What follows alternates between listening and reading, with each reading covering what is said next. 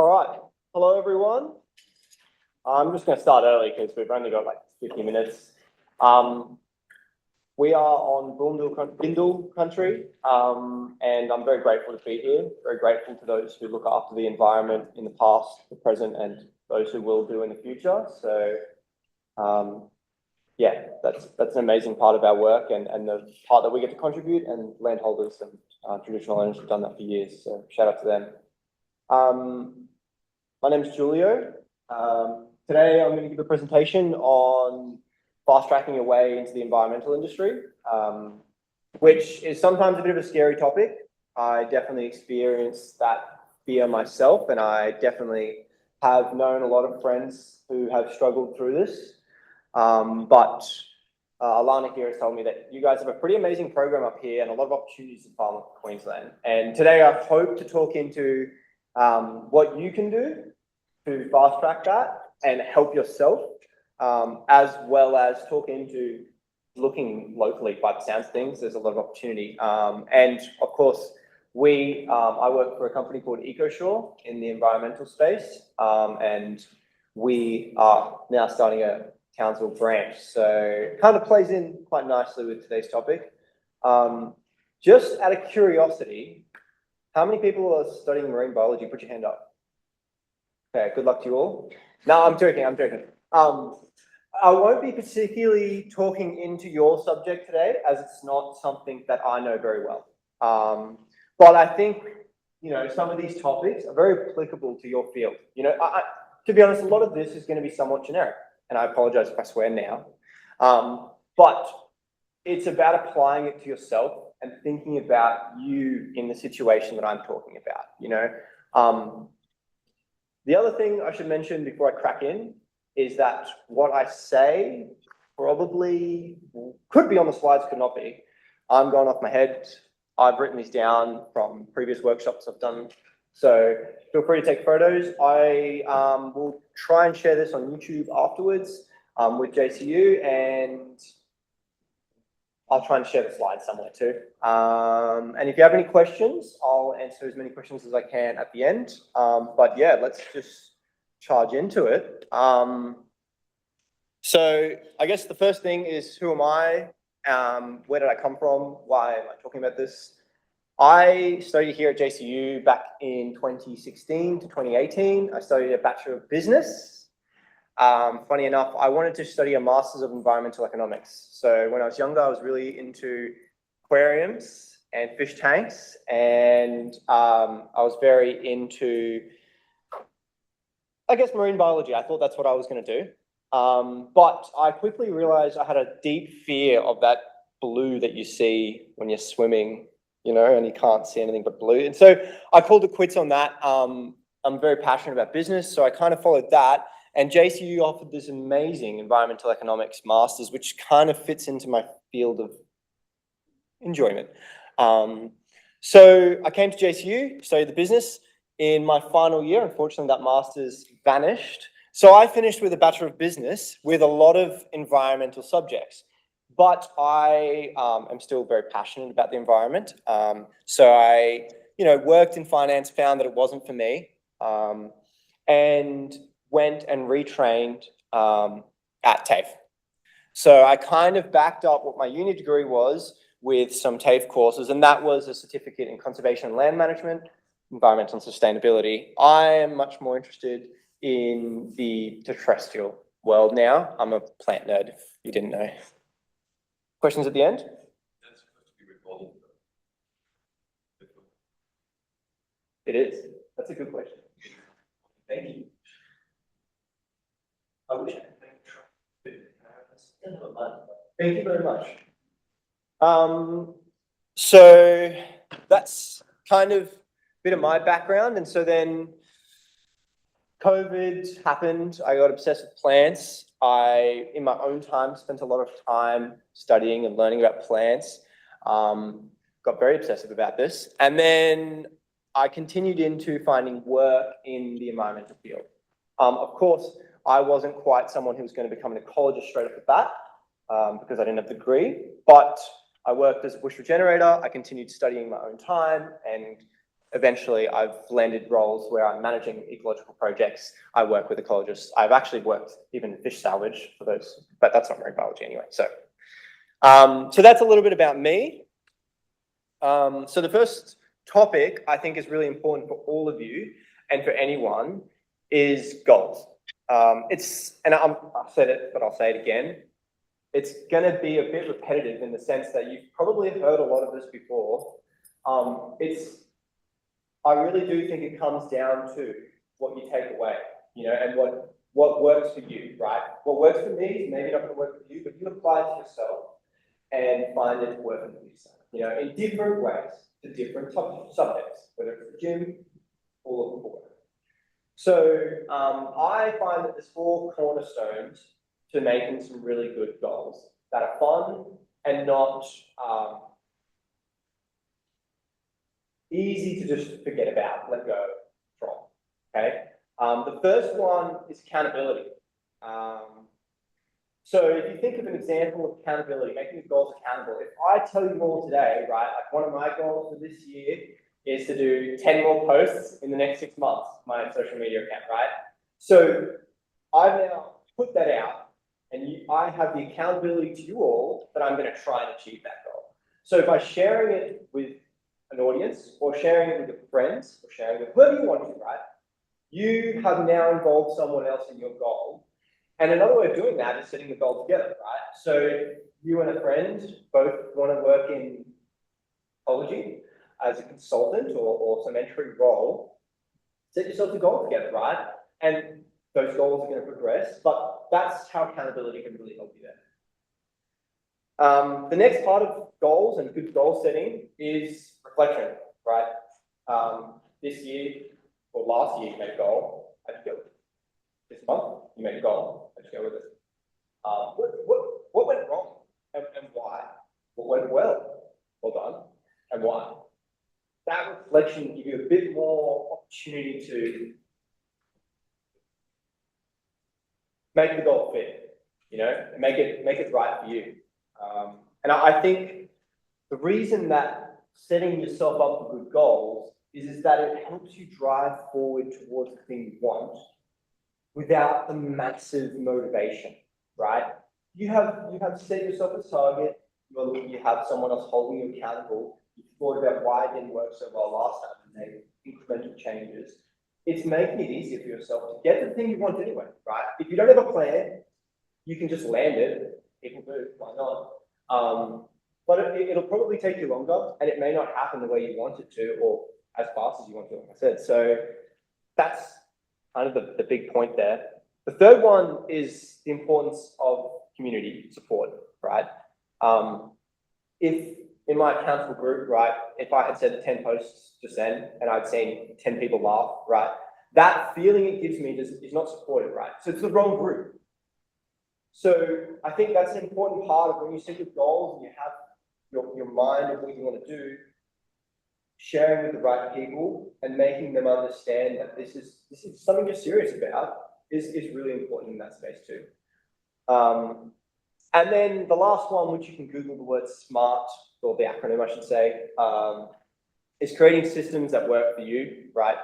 I am probably a bit of an obsessor on this topic, no doubt I'm here. So I put, I have a year, life goals, right? I have yearly goals that I break them down into and I make sure they fit. Then I have my monthly goals, and then I literally plan out my weeks in all my hours. Literally write down, I'm working at 40 hours. Like that's me, and that works for me because it keeps me aware of everything that I'm doing. And when I feel like, oh, I didn't achieve that goal, but I actually did achieve all these other things, that's really amazing. So it's important to recognize that, and having a good system will help you to write goals that fit you well. Cool? Goals are important. They help you get towards the place you want to go. And I'll say this, that this is a speed version of what I usually do. Usually this is a 25-hour community chat that we go over multiple weeks and we go through this in depth. So I apologize because I'm probably skipping a lot. I've given some tips up here, And these are true, right? And they're so true about everything you do. And today, when you're talking about your career and the goals you want to set for your career, how do you set them so that they're achievable in a meaningful way to you? Some of these things will help you do that. Yeah. Now, I think importantly, it's kind of this weird thing, at least I experienced this, might not be your experience at uni. My experience was that I knew what I wanted to do. I love the environment. I want to see nature protected. I want to see more country feel. But I didn't really know how I was going to do that. I didn't really see where I fit in the picture. You never really do, right? And I still don't. But I recognize that it's very important to me. You know, one of my life goals is to improve the quality and quantity of ecosystems globally. Right? That's just a personal goal. That's how I've written it. But recognizing that that's important to me, and I actually put energy into making that happen for me, helps me go towards it all the time. You know, regularly, like today, I'm here because I love this, and I hope that you guys love this enough to go chase it for yourself. So I think recognizing what's important in your life, because it's not just work, right? I have family. My family is very important to me. Recognize these different importances, this list of importance, whatever you want to say, can help you to recognize priorities in your life and when you want to do them. So I would guess that a lot of you will be in your second, third years. No reactions, first year, no. But you're probably towards the end of your degree. So what's your goal this year? Like, where do you see yourself 12 months, 24 months, right? Well, however you want to do this. I personally like to just brainstorm it all. I just write everything, right? Just write. And obviously now it's not going to be the perfect time for that, but take some time to write out everything that you really want to achieve with your career right now. Like, where do you see yourself? Do you see yourself as a senior consultant? Do you see yourself as working in a volunteer organization? Do you see yourself as a CEO? There's so many roles within the environmental industry that recognizing kind of the direction you want to go help you get some focus into moving towards it more. Might not be that you end up wanting to be a CEO, right? You know, that changes all the time. But that forward progression gets you closer to more opportunities. And that gets you closer to any goal, right? It's a progression of that high importance life goals that we talked about. So, yeah, write down some yearly goals. You don't have to do it now, but think about them, you know, and be ambitious. Don't be afraid to take risks. You can think about it and then break it down into how you're actually going to achieve that goal.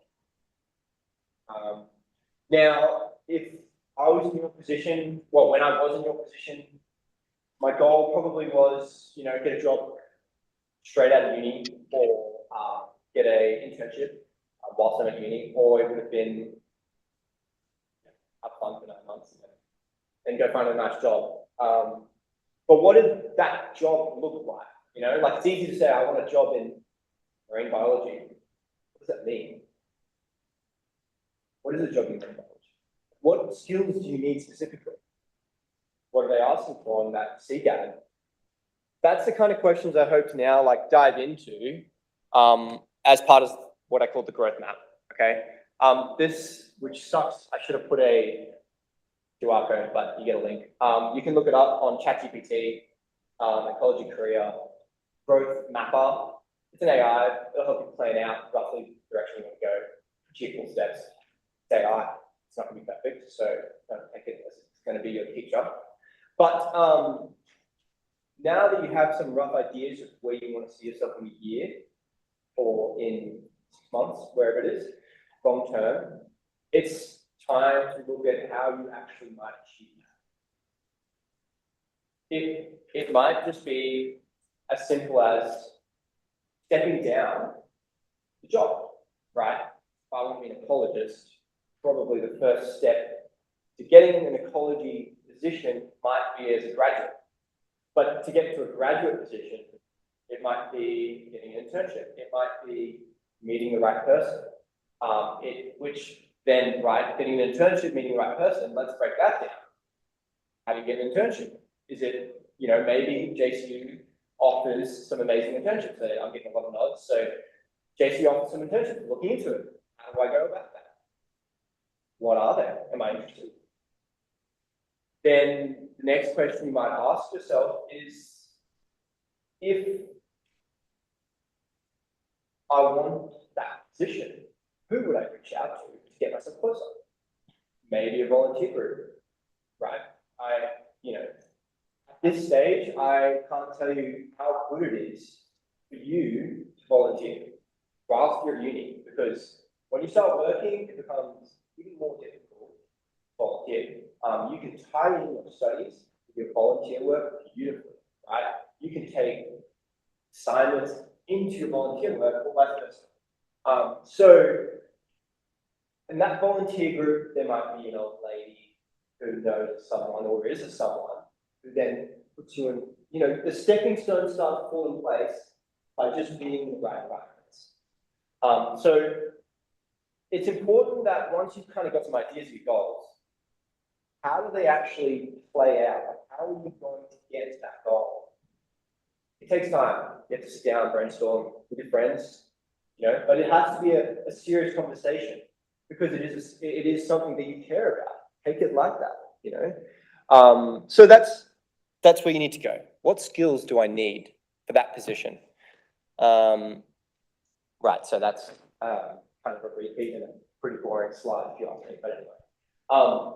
There's two types of skills in this category, and next page or slide is an example of it. CCAD. Hard skills, soft skills. Obviously, I'll take it now, like in the ecology fields, in my fields, the ecological restoration field, probably in marine science and aquatic, certain aquatic, Esri, GIS, every single person is using some sort of software. You understanding how that software operates is a leg up, right? You understand how to use their operating system, saves them teaching you. Of course, there will be niche things you have to learn anyway, but the general concept of how to create web map, how to do this, how to do that, you've already got that in start. So what I would say is, now that you have a bit of an idea of what you want to apply for, you're looking at the job CCAD, which might be relevant to it, look at skills. Do you have those skills? Right? To what degree? Like 5%, and you're very confident in that skill. Not at all. And then pick off the hard and easy. So a good example, actually, okay, this is the job that I was looking at, I don't know, a year and a half ago, and I was using it as a great example. I think it's a really good example. So it'd be very easy to look at the title, look at the page, and judge the entire job of that, right? Who should apply at that role. And it's probably a pretty good indication most of the time. But what's also really interesting is the role, right? What they're talking about in this role, if you will, and then the skills and experience, okay? One of the skills and experience that this role asks for specifically, be an effective communicator with the ability to influence and persuade. That is something you can right now become better at, right? And we'll talk about how you explain that to someone in a second. I'll try to go through it. But my point is that maybe you don't have the 3 to 5 years experience that every single application in South Queensland, New South Wales, and Victoria is going to ask for, right? You might not have the experience. But if you put yourself in connection with the right people and put yourself in a position where you're practicing communication skills, right? What's another one? You're practicing leadership skills, right? I don't need anything. You're practicing to use GIS in your volunteer group to map out where the cave pits are. Right? I'm applying stuff to stuff. apologies if it's completely irrelevant, but I'm pretty sure you have cane toads here, right? Right, surely. So, you know, it's important to actually think about, okay, plan, how.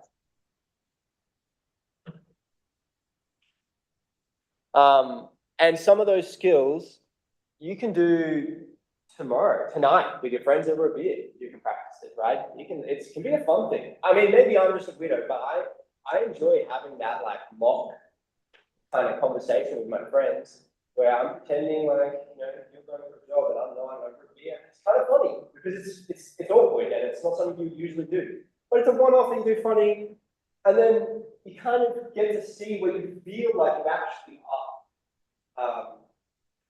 And it's important to recognize what skills you need and work towards them. So then you've got your yearly, you've got your plan, and now you've got an idea of what kind of skills for this job you need to go for.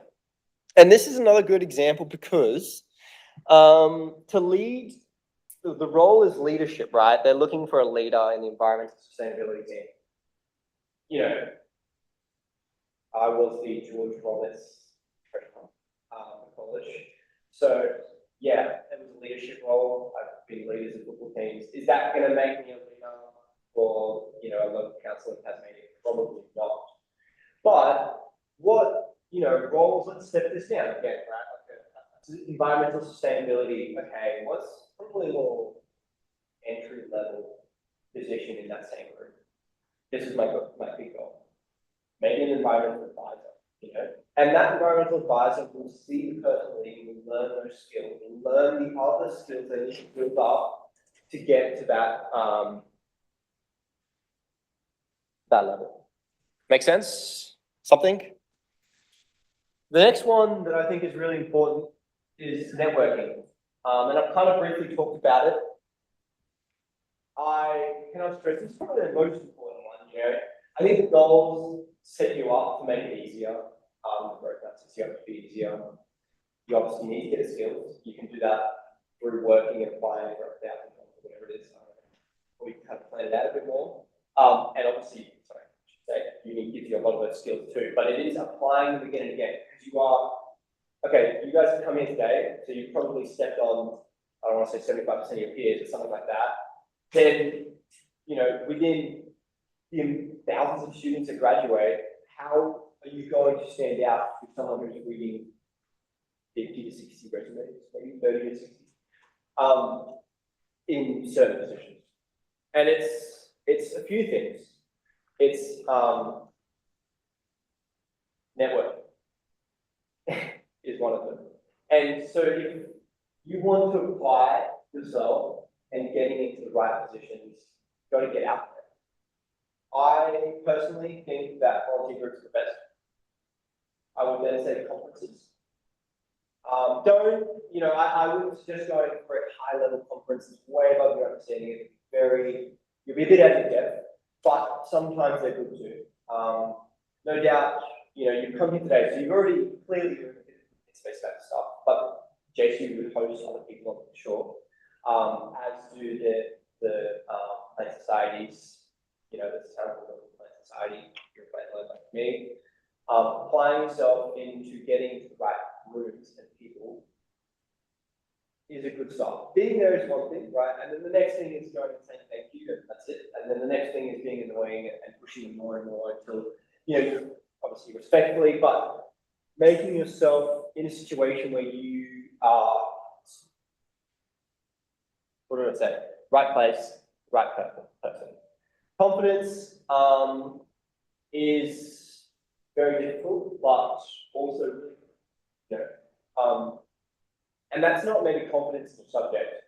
You know, I'm young, and so you're not studied to a high level of ecology or whatever your subject matter is, but being confident in who you are and your passion and what you believe in is already a great starting point, right? Because some people go in there and they're not really sure what they're interested in, right? That's a step again. And being able to be proud about that and excited about what you're doing, right? Like, I love plants. I'll admit it every day of the week. I tell every single person that is interested in it. I'll say it again and again. And and that helps a lot. LinkedIn, I will talk about it because it is super important too. Let me know when that dies, by the way. LinkedIn is actually really important in that it can give you additional opportunities. So set your profile up, put it together, start making connections with people. To be honest, I probably have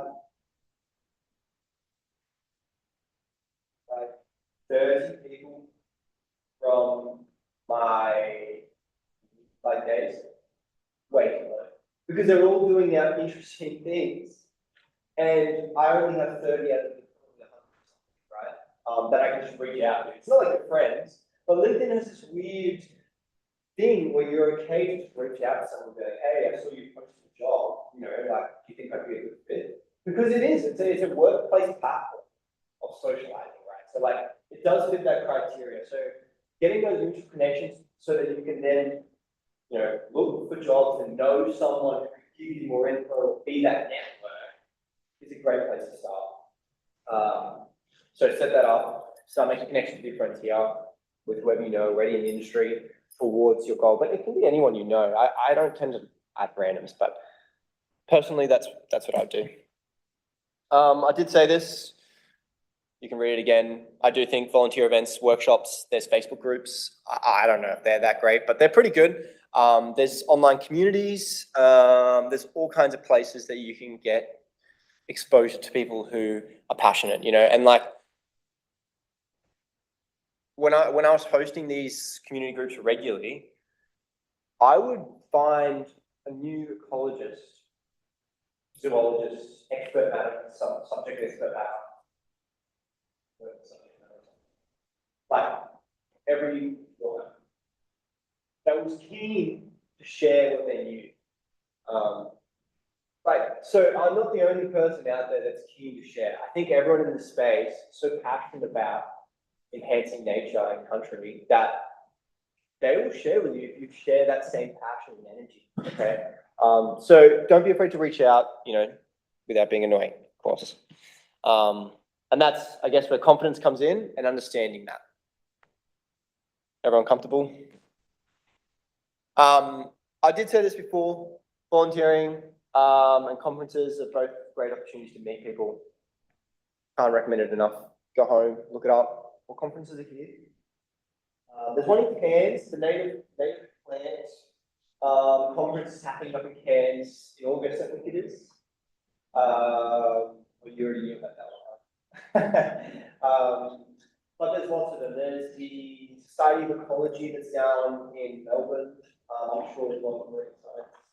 Look it up, figure out if it works for you. Maybe it's too expensive. Maybe there's something else you can do that's smaller. Maybe it's a community event. And this might sound kind of unrealistic, but it could be as simple as going to a community planting day, right? If the person who's running that community planting day is involved in the issue. Go up, introduce yourself, tell them why you're there. But then I would be like, oh, cool, like why, when, and have a chat. Most people would, and if they don't, whatever, who cares? You move on to the next planting, you move on to the next opportunity, right? And I think I'll probably talk about this, but don't be afraid to throw yourself at different things. You don't have to. There it is. Don't spread yourself too thin, right? You go to something, they don't give you the right energy, and I feel like it's not working well, and that's obvious when it's too far, and it's move on. There's lots of opportunities. There's lots of different ways you can go about this. It could be reaching out to someone here, one of your teachers, about those opportunities. I'm sure they know plenty of it. And there's plenty of different opportunities that they get shown all the time. But it's about being that involved, passionate person that's going to beg for it in a way, and is committed to it. But my point on this slide, I guess, is you're studying full time, I guess, or part time. And you part time probably because you got other things on your life. You only maybe have some time on weekend and holiday stretch. But if you went 12 volunteer events this year, one, you make a somewhat a difference, right? You're helping people, helping the environment. And two, you present yourself with 12 opportunities that you didn't have before. Okay, I'm gonna keep flying. Now we're talking about jobs and volunteering. And we're looking at this is a quick slide. If you want a screenshot, go for it. I did talk about self-guided volunteering, right? So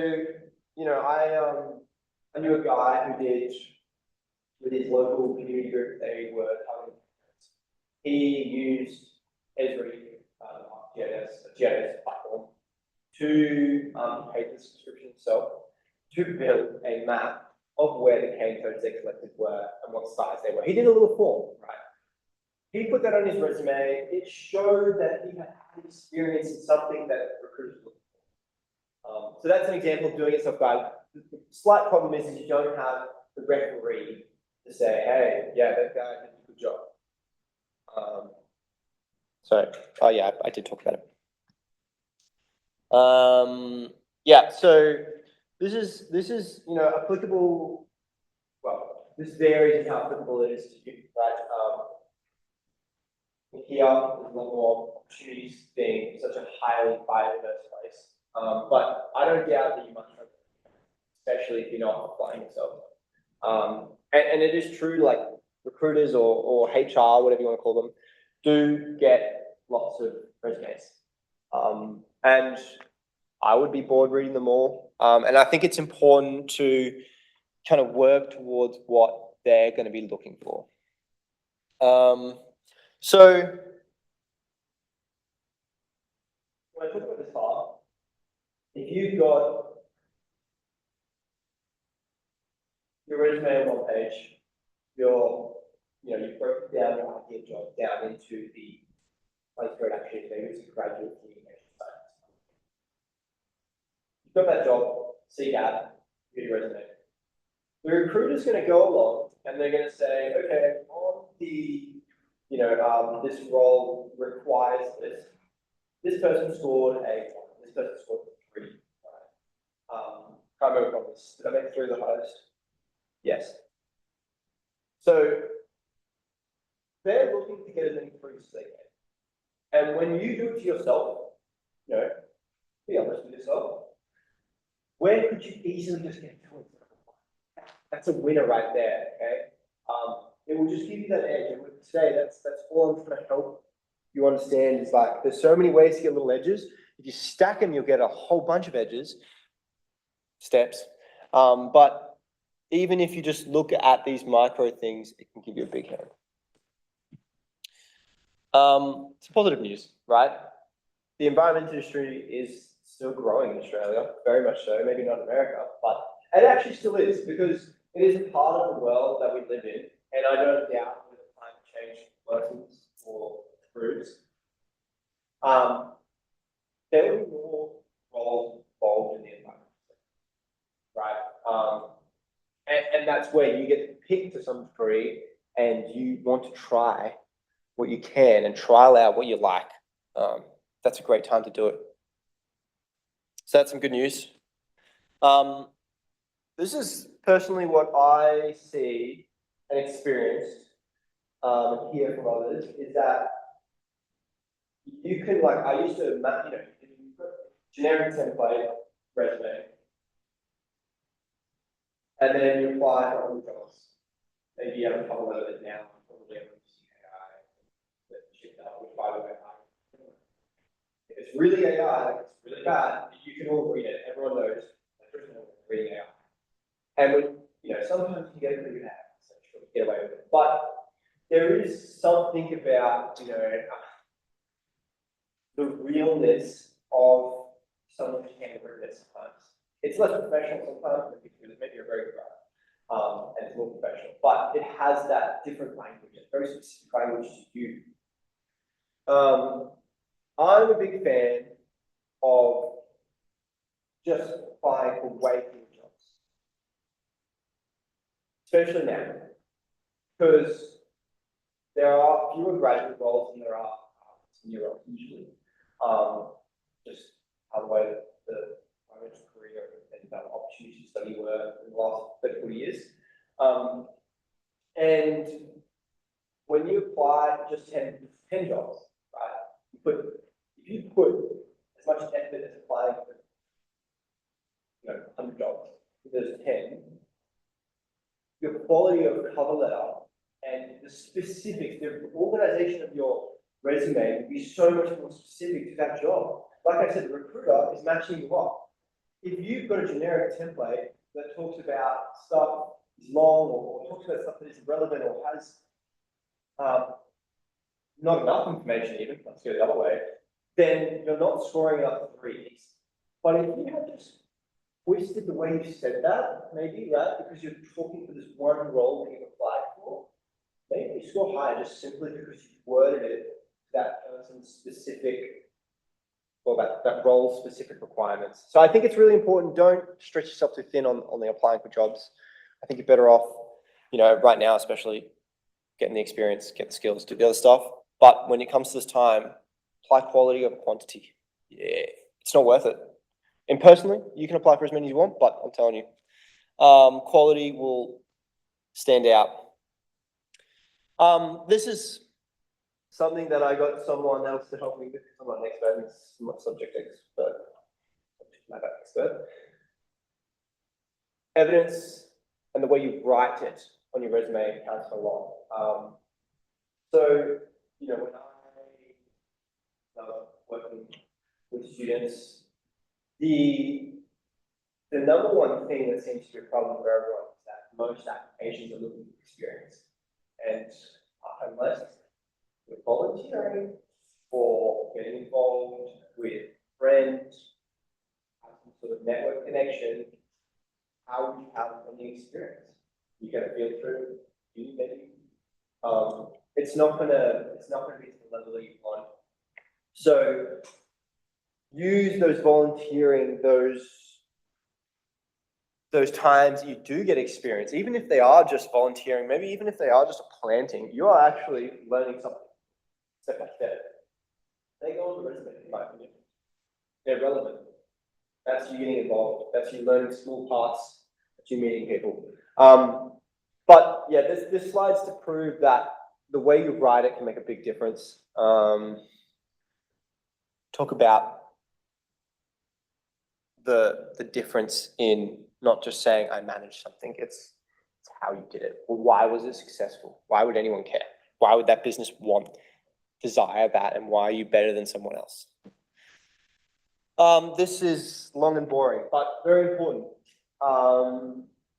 Cover letter is an opportunity to express yourself differently.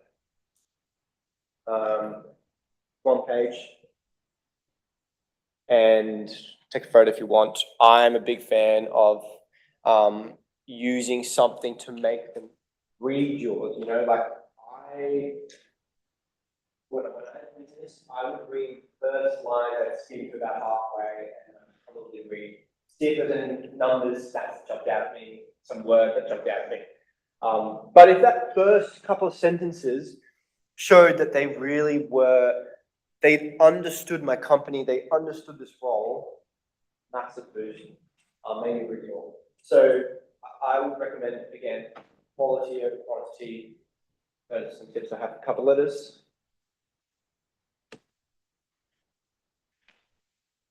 Okay, resume, same thing. With in sense slide and what it is, it's a lot of words, but it's important to put what you want to show off at the start. Don't like, if you're volunteering in an environmental organization at uni with rubbish cleaning day, whatever it is, but it's relevant to your field, don't put it in the put it in the volunteering end wherever that is. But it needs to be right at the top. If it's really relevant, it needs to be right at the top. Make them read it. Your most important things need to be right at the top. Yeah. References, the other point that was really important there, definitely include some references. A lot of companies have a rule that you have to call at least one reference, and they will not go any further if you don't have any references. They might call you back and tell you after a reference. Get a reference. Again, volunteering, getting involved, great references. Yes, people are using AI, people are using all kinds of systems to read resumes. Have a look at this, what this is. They can help you to form a slightly easier to pass through the system resume. This is more applicable to America, but there probably is some like SRG Global, probably is a company that might use something like this. Something to be aware of. Doesn't take much to make a few shifts to have your resume presented in a decent way for that. Interviews are the second half to that problem. Right, and this is now going quite far in the future. This is a stat. Again, confidence will come out here. I find the STAR method very helpful. I prepare myself, you know, like I have 3 or 4 that I usually use of like, they ask me a question related to this subject. I can give an example of a situation where I applied it, how I tackled it, what the problem was, and then the outcomes, right? Like that is such a better answer than, yeah, I do understand that, or trying to fumble around, trying to think of an example. If you have a few examples of commonly asked questions, it can really help you out. ChatGPT's got some pretty good, or whatever AI you use, pretty good interviewers, I should say, sorry. And being early, stuff like that.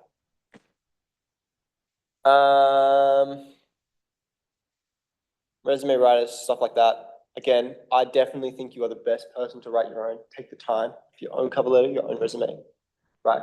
Quality, not quantity, but there are some ways to make it easier. This is an old one. This is an example cover letter. You're welcome to take a photo, I don't mind. Where I was applying for a role within my own company. So I knew a lot about the company, I knew about people, but that didn't mean that I was guaranteed a job. So I spoke very personally into what I knew the company was looking for. So that's an example there. And on that subject, again, right, when to apply, very tough question, especially when they're asking for certain criteria and maybe you rank yourself, and I'm like, I'm a good candidate, but you know, I lack a few things. These are some criteria you can apply to yourself to try and help sort out the applications you don't need to do. Okay, not saying don't apply for jobs, but you know, if you're only applying for 10, that means you have to cut out 90 of the jobs that you might have gone for. Be specific about what you want, how you're going to do it, why you're a good match. Put the effort in. Same example, and here I was going to talk into aligning myself against each of them, and you know where I ranked myself. But I think I'm very short on time, so and I got questions, so I'm going to pump on. So local work. You know, I don't know where you're from. Gold Coast.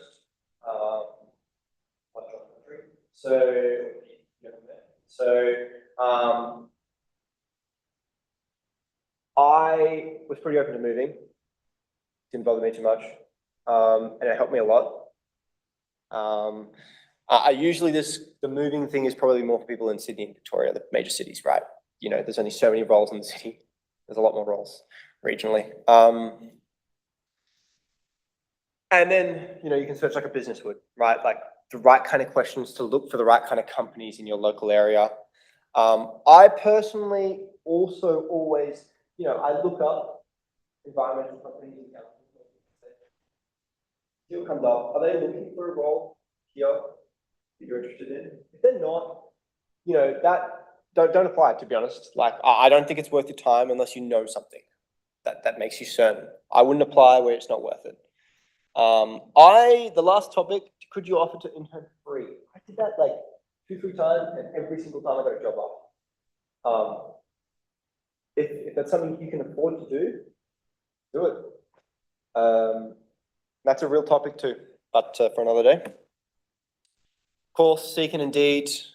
Seek I much prefer, but people still use Indeed, so don't forget to check it. Consultants are a big player in the industry. That's highlighted because that's the truth. Going for a council role can often be much more difficult and it's slightly complicated. So I would look at businesses a lot more than I would just look at council roles, but maybe that's because that's subjective, right? NRM jobs, I would write that one down. That is like where every environmental company posts their environmental jobs. That is really broad. It's fantastic. It's an Australian resource. Highly recommend.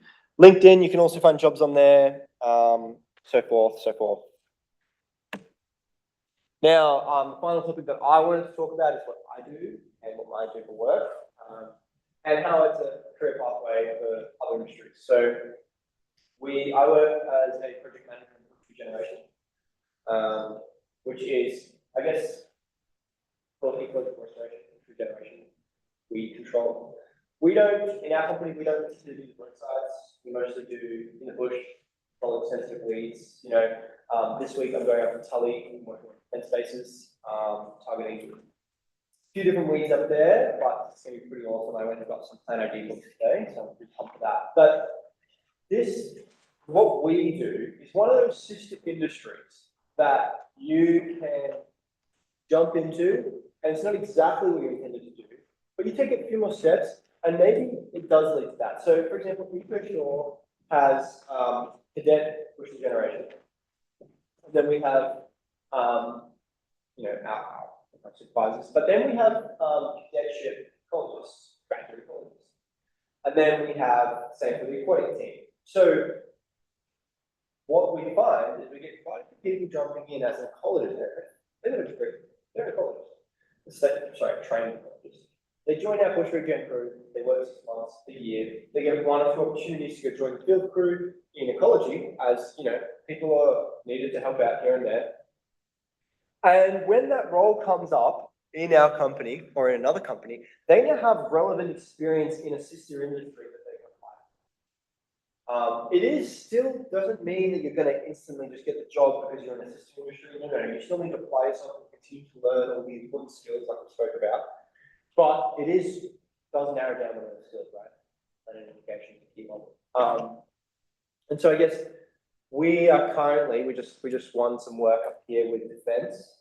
So we are currently just starting our recruitment drive. So if that's something that you're interested in hearing about, feel free to come talk to me. I'll stay outside a little bit afterwards. Yeah. Now, I don't know if I have a slide up this. So were there any questions online? I'll start there. Sorry. Put my iPad out so it was making so much. So I can't see. But if anyone's, you can just call it out. If anyone online wants to ask a question, just turn on your mic and ask. If anyone wants to ask a question online, now's your chance. All good? Anyone else have any questions? Like I said, I'll be outside. Feel free to come say hello. Thank you for your time. I hope it was worth your time. You will find great stepping stones. Right? Anyway. That's it. Thank you very much.